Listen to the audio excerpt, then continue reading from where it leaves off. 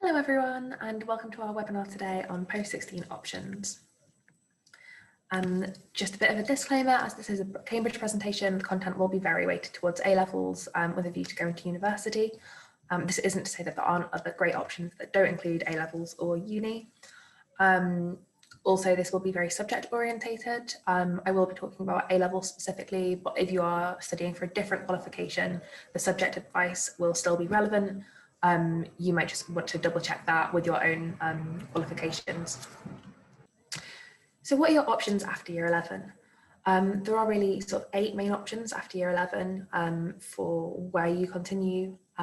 So obviously you've got A-levels there, and then a lot of the others are sort of a mix of vocational qualifications and different modes of studying and different modes of support. Obviously, some of these are very work orientated as well, so apprenticeships, school leaver schemes, supported internships. But A-levels is really kind of the predominant academic route. With that in mind, it's worth bearing in mind that if you want to go to university, particularly a highly selective university, T-levels and BTECs are often not accepted. So T-levels aren't accepted at Cambridge, but might be at Oxford with some additional academic qualifications. BTECs could get accepted at either university, but only under specific circumstances and for certain courses. So if you have a query about BTECs, please do feel free to email any of the admissions officers at any of the colleges, and we'll be able to give you some more personalised guidance. A-levels are the usual qualification accepted at Cambridge, especially for home students, and the entrance requirements listed will usually be referring to A-levels. So you can see that I've got a couple of screenshots of some standard requirements, typical offers. The A-star AA there does refer to A-level grades. Just because I also get asked about this quite often, EPQs are not a requirement at Cambridge, but if you take an EPQ, it might be included in your Cambridge offer. So after interview, if you get made an offer, that might be, for instance, for a grade in your 3 A-levels plus a certain grade in your EPQ. Even though it's not required, an EPQ can also be a really great way to explore your subject, especially in terms of kind of getting some balance with some of your other A-levels, especially if what you want to study at university isn't offered at A-level. So why are A-level choices important? So the main thing really is that you want to be keeping your doors open. So as I'm sure you'll know, there are certain careers, certain degrees that will have requirements, and these requirements are based on decisions that you're making quite early. If you're in year 11, you might have already chosen your A-levels. So hopefully this will just sort of confirm your choices. If you're in year 10, you'll be probably making these choices really soon. What you really don't want to do is kind of let these doors close. You don't want to get to be kind of graduating uni, looking at applying for jobs and suddenly realise, oh no, I actually should have done this degree, I needed these A-levels for it. So just a quick rundown on entry requirements, just so that everybody's on the same page. There are usually 3 parts to entry requirements, particularly at Cambridge. The first part will be grades. So universities usually have a minimum grade needed to study that subject, and that will form your offer. So after you've made your application at Cambridge, if you've had an interview, you'll get given an offer. That offer will usually be 3 or 4 grades based on your A-levels. At Cambridge, this is usually A-star AA or 2 A-stars and 1 A. The sort of second part to the requirements will be subject requirements. So that is specifying which subjects you need those grades in. Some degrees do require specific knowledge to do well in them. And a lot of the, obviously, especially for science, a lot of the knowledge is based upon prior knowledge that you've already learned at school. So some degrees will require certain subjects. Some degrees just recommend certain subjects or recommend, for instance, 1 essay subject because it's all about the skill set that you're developing at A-level. Finally, some subjects require a certain grade in an admissions assessment. The good news is you don't need to worry about that until year 12 or 13, but worth just mentioning now. Sort of unhelpfully, the requirements can really vary university to university. Obviously, that is helpful when it comes to kind of making your firm choice and insurance choice later on. What it does mean is that you really need to do your research here. So if there's one thing to take away from this webinar, it's to make sure you do your research. especially if there is a particular degree or a particular job that you're really passionate about. Do your research in multiple universities, multiple colleges, for collegiate universities. Make sure that you're not closing any doors for yourself.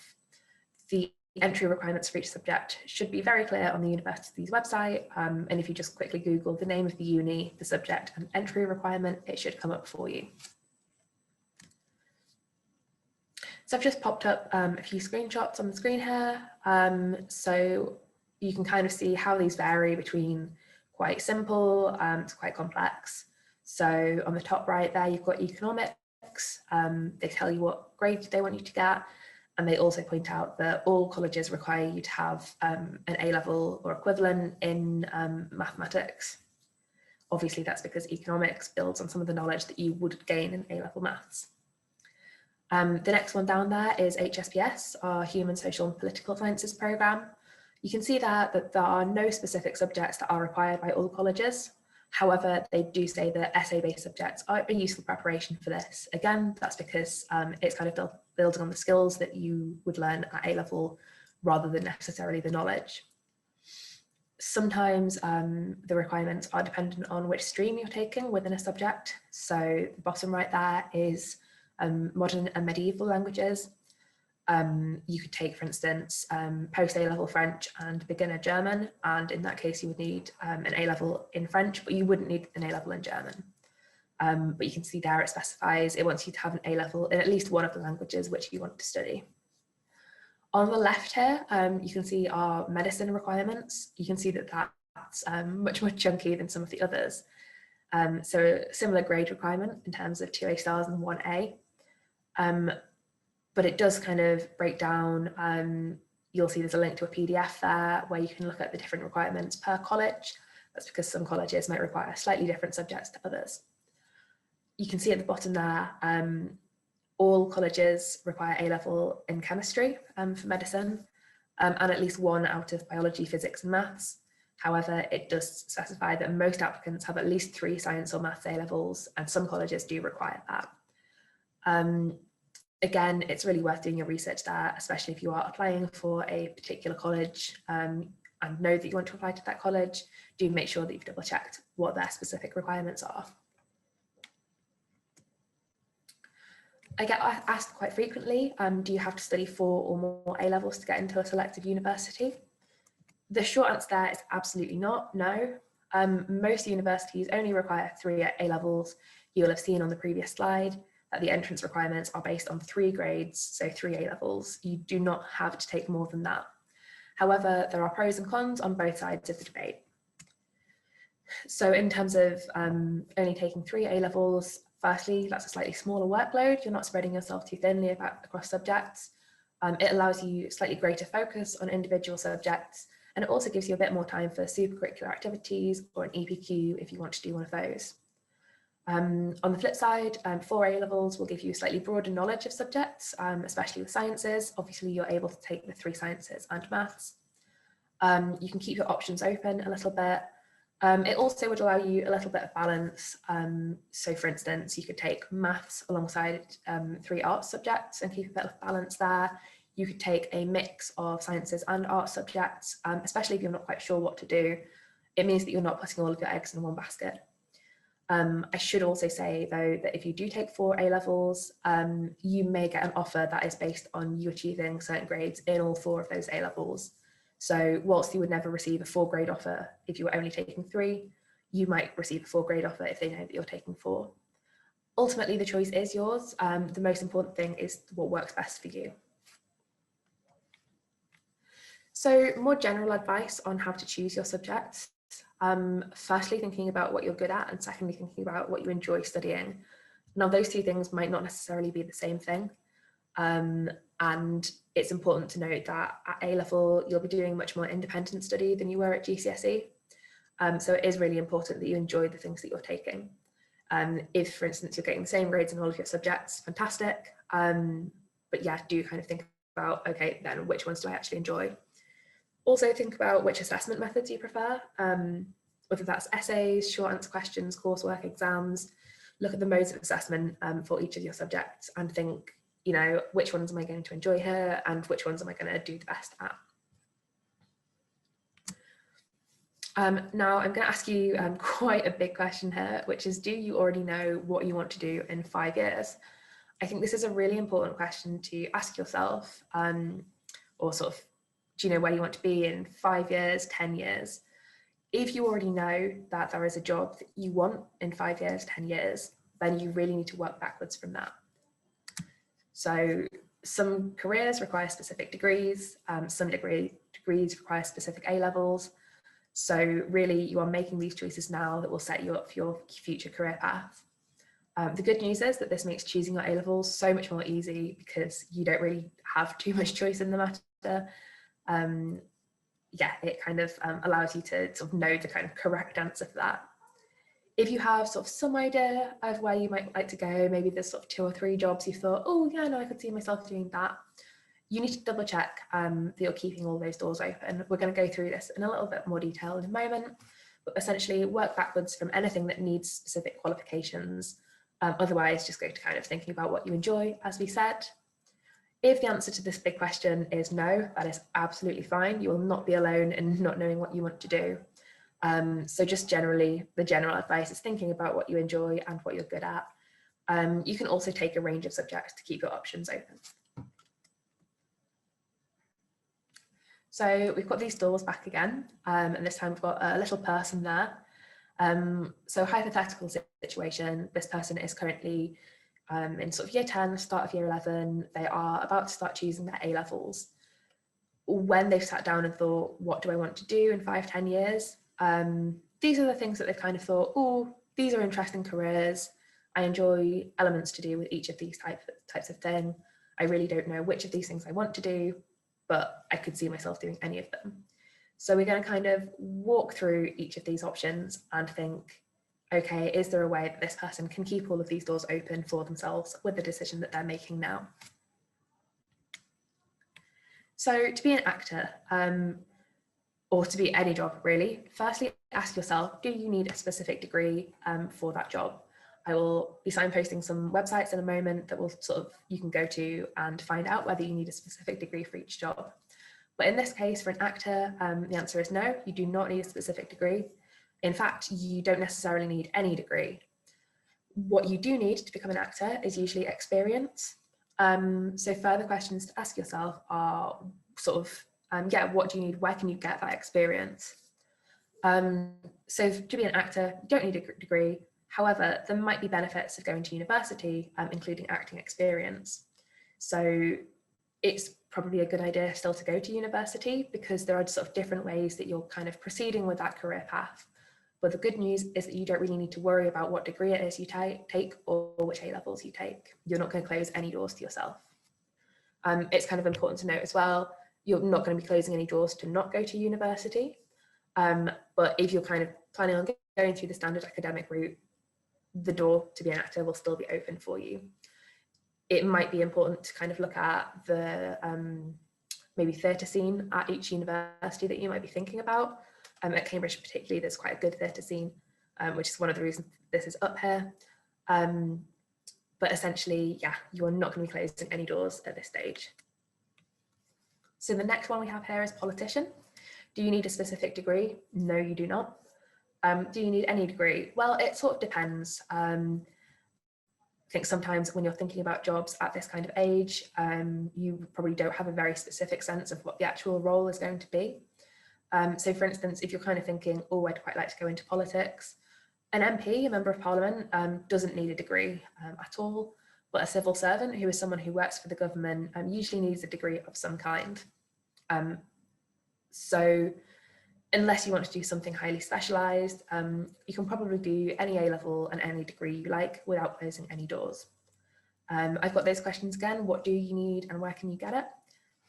Again, really experience is quite a good one for this. So again, thinking about where you might get that experience. Once more, the kind of social side of university can be quite good for this.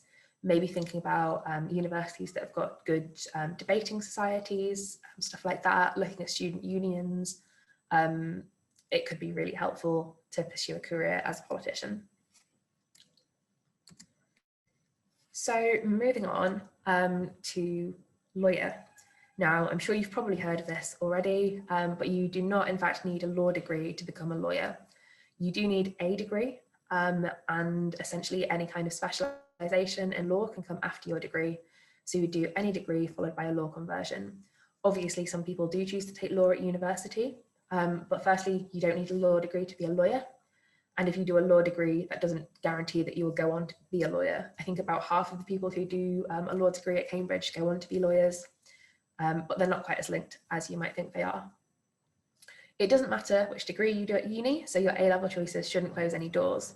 However, to study law at university, again, it won't specify which subjects you need at A-level, because law is quite a new one, as in it's not typically offered at A-level in a lot of schools. But you should maybe take a poke around university websites to see whether there's any requirements for any subjects that you might like to do. So if that's law, maybe thinking about essay-based subjects, but also you could be taking any degree there. Just have a bit of a think about what degree you might like that to be.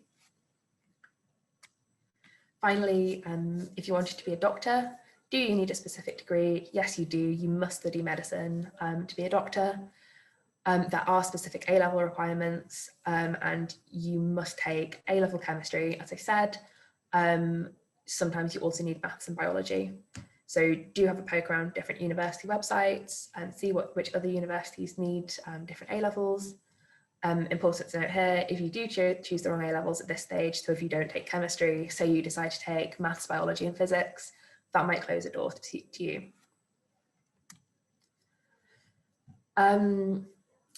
If you joined us for our first webinar in this series, you may have already seen this slide before, but I think it bears repeating. I've just put up a variety of pretty well-paid careers up on the board. And here is just a breakdown of which degree you need for which subject. All of these jobs are ones that need a degree of some kind, but hopefully you can see that unless it is something that is quite specialized, so something in medical sciences or something to do with kind of building or engineering, essentially any kind of career where something could go kind of horribly wrong if you don't have the right amount of expertise, they're the ones that you kind of need a very specific degree for. For the rest of them, it's usually any degree or a relevant degree. Sometimes for some of these jobs, like to be a journalist, for instance, you don't even necessarily need a degree, they just prefer it. So yeah, essentially have a bit of a think about which jobs you might like to do, maybe do a few careers quizzes and stuff like that, and then trying to work backwards. So here are a few websites. The UCAS website is very good. The National Career Service website is great, and so is prospects.ac.uk. All of these websites will have information about both careers, the degrees that you will need to attain those careers, and which A-levels you're going to need for that. So it's really worth taking your time doing some research here.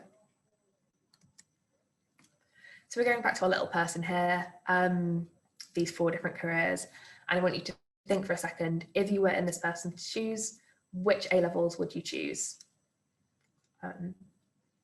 Just feel free to pause the video to think about it if you want to, but I will move on now. If I was kind of advising this person, I would say that they should look up the kind of different routes that they might take to each subject. So just to kind of summarize what we've already been through, for the actor, any degree or no degree, they don't specifically need to take any specific A-levels linked to acting. If they wanted to maybe do English or drama, that could be useful, but extracurriculars are kind of really the main thing there. For politics, again, any degree or no degree, think about what kind of knowledge would benefit them, maybe A-levels in something like politics, history, law, sociology. For law, any degree, check any subject that you might be interested in at university. For A-levels, if you're planning on doing an arts degree, which is kind of the typical route to be a lawyer, then you would most likely want to do an essay-based subject. And finally, to be a doctor, chemistry, biology, maths are probably the main ones that you want to take. So this person, to keep all of these doors open, should probably take chemistry, biology, maths, and an essay-based subject. So that would give them the balance if they then chose to do something like law at university, or politics or something like that at university even. But don't forget that your interests can also be kept open through EPQs or supercurriculars or extracurriculars. I did have someone at this stage yesterday when we did this webinar live asking me whether you are able to be a lawyer if you've taken a science degree. Yes, you absolutely are. Not only that, you could potentially enter an area of law that is scientifically linked. So for instance, it's quite common for people who have studied natural sciences at Cambridge to go on and work in patent law, which is to do with patenting scientific processes. There are lots of different ways that you can link your career to your subject without it having to be that kind of highly specialized thing that we were talking about with like medicine or engineering. If you're not really sure what you want to do, you've maybe got a bit of a vague idea, but want to keep your options quite open, here are some sort of suggested routes. So obviously, if you're vaguely thinking medical sciences, then biology and chemistry are great choices. If you're thinking sort of the biochemical, chemistry, chemical engineering side of things, then chemistry, maths, physics. If you're thinking anything to do with mathematics or engineering or that physical side of things, maths, further maths if you can, and physics. On the art side, it's much easier to keep it broad. So any degree which is going to include writing when you're at university, it's very handy to take an essay-based subject, so something like English or history. Often in arts subjects, when you get to university, you're likely to be studying things that you've not necessarily done before. So a really good kind of like broad thing to do would be to take something like English history and a language, or like English history and maths for that balance. Language is also a really great subject at A-level to keep your options open. You learn a lot of new skills, and they are also helpful for things like coding or any kind of mathematical side of things. So yeah, taking a balance like history, language and maths would be really, really broadly keeping your options open. Just a reminder of those websites that I suggested earlier. Feel free to screenshot or jot these down if you would like to. If you have any questions about this, do feel free to get in touch on the email address that is on the slide right now. Otherwise, thank you for joining us and best of luck with choosing your A-levels. Bye.